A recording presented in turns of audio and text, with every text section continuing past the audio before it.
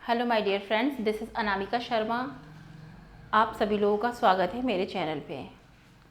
आज हम लोग सर्वनाम के विषय में जानेंगे। बचपन से ही हम लोगों ने संज्ञा सर्वनाम पढ़ा है, बट आज हम कॉम्पिटिटिव एग्ज़ाम्स की स्टूडेंट्स की बात कर रहे हैं जो कि कॉम्पिटिटिव एग्ज़ाम्स की तैयारी कर रहे हैं। किस प्रकार के प्रश्न पूछे जाते हैं, उस प्रकार के कुछ उदाहरणों के द्वारा संज्ञा को, जैसे कि हमने प्रीवियस वीडियो में समझा था, आज के इस अंग में सर्वनाम के बारे में जानेंगे। तो सर्वनाम क्या होता है?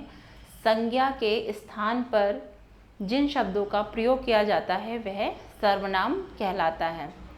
और सर्वनाम का शाब्दिक अर्थ होता है सबका नाम। ठीक है, जैसे कि उदाहरण के तौर पर हम समझते हैं कि किसी पर्टिकुलर पर्सन का हम नाम लेते हैं, जैसे राम बाजार गया, राम ने केला खाया, राम ने दूध खरीदा, राम ने कपड़े खरीदे, राम वहाँ से अपने घर पहुँचा। तो इस प्रकार के शब्दों का अगर हम बार बार रिपीटेशन करेंगे किसी पर्सन के नाम का, तो क्या हो जाएगा, यह सुनने में अच्छा नहीं लगेगा और ये वाक्य क्या हो जाएगा, अशुद्ध हो जाएगा।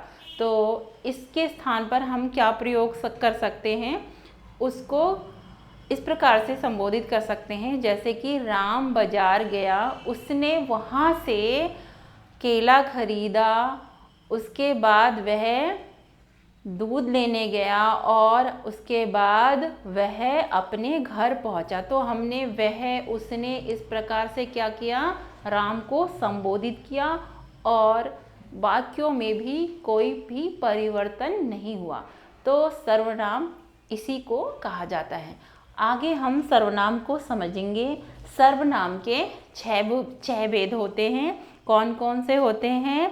पुरुषवाचक, प्रश्नवाचक, निश्चयवाचक, अनिश्चयवाचक, संबंधवाचक और निजवाचक सर्वनाम होते हैं। अब जहाँ तक हम बात करेंगे पुरुषवाचक सर्वनाम की, तो पुरुषवाचक सर्वनाम क्या होते हैं? वे शब्द जिनका प्रयोग वक्ता, श्रोता, वक्ता क्या होता है, अर्थात जो बोलने वाला होता है, और श्रोता जो होता है जो सुनने वाला होता है, या किसी अन्य व्यक्ति के नाम पर किया जाता है, वह क्या होता है, पुरुषवाचक सर्वनाम कहलाता है। और पुरुषवाचक सर्वनाम के कितने भेद होते हैं? 3 भेद होते हैं। कौन कौन से भेद होते हैं पुरुषवाचक सर्वनाम के? पुरुषवाचक सर्वनाम के 3 भेद होते हैं। एक हो गया पुरुषवाचक सर्वनाम का भेद उत्तम पुरुष,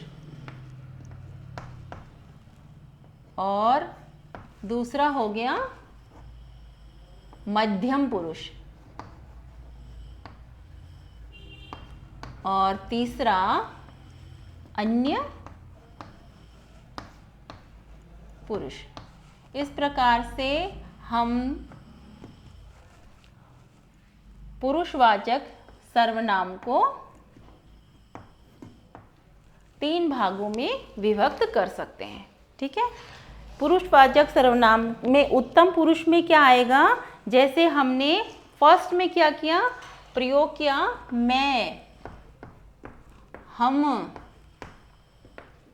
इस प्रकार के शब्दों का प्रयोग उत्तम पुरुष के वाक्यों में किया जाता है। और मध्यम पुरुष में तू, तुम और आप, इस प्रकार के शब्दों का प्रयोग करके वाक्य प्रयोग किया जाता है।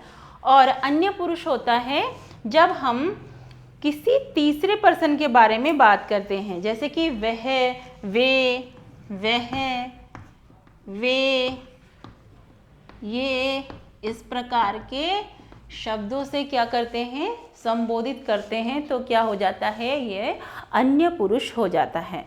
अब बात करते हैं हम लोग प्रश्नवाचक सर्वनाम के बारे में। तो नाम से ही पता चलता है प्रश्नवाचक सर्वनाम क्या होता है। मोस्टली प्रश्नवाचक सर्वनाम को पहचानने का एक विशेष सिंबल होता है, वो क्या होता है, प्रश्नवाचक चिन्ह। जिन सेंटेंसों में क्या होता है, प्रश्नवाचक चिन्हों का प्रयोग होता है, वो क्या होते हैं, प्रश्नवाचक सर्वनाम होते हैं। परंतु हमें ये बात का भी विशेष ध्यान देना है, प्रश्नवाचक संबंधों को, प्रश्नवाचक सर्वनामों को पहचानने में मोस्टली क्या क्या एग्जाम्पल हो सकते हैं, जैसे कि कौन, क्या, इस प्रकार के शब्दों का प्रयोग हो सकता है। जैसे कि हम एग्जाम्पल के तौर पर समझेंगे, कौन जा रहा है। अदर एग्जाम्पल क्या हो सकता है, कहाँ जा रहे हो, क्या कर, प्रश्नवाचक चिन्हों का प्रयोग है इनमें, और क्या कर रहे हो। इस प्रकार से हम पहचान सकते हैं। तो इसमें पहचान चिन्ह क्या है, एक तो कौन आ सकता है, कहाँ हो सकता है, क्या हो सकता है, और क्या, प्रश्नवाचक चिन्हों का मोस्टली टाइम क्या होता है, प्रयोग होता है। ये प्रश्नवाचक सर्वनाम को पहचानने का संकेत इसके क्वेश्चनों में ही क्या होता है, छिपा होता है। आई होप आप लोगों को पुरुषवाचक सर्वनाम और प्रश्नवाचक सर्वनाम को पहचानने में किसी भी प्रकार की डिफ़िकल्टीज अथवा कठिनाइयाँ नहीं आएंगी और आप लोग अच्छे से समझ चुके होंगे। नेक्स्ट वीडियो में हम लोग निश्चयवाचक सर्वनाम और अनिश्चयवाचक सर्वनाम के बारे में जानेंगे। इस वीडियो के हम लोग 3 पार्ट बनाएंगे, ठीक है। आज की वीडियो अगर आप लोगों को पसंद आई है तो लाइक का बटन ज़रूर प्रेस करें और इस प्रकार की वीडियोस की अपडेट को पाते रहने के लिए चैनल को ज़रूर सब्सक्राइब करें और बेल आइकन को ज़रूर प्रेस करें। न्यू वीडियो आने तक पढ़ते रहिए और आगे बढ़ते रहिए।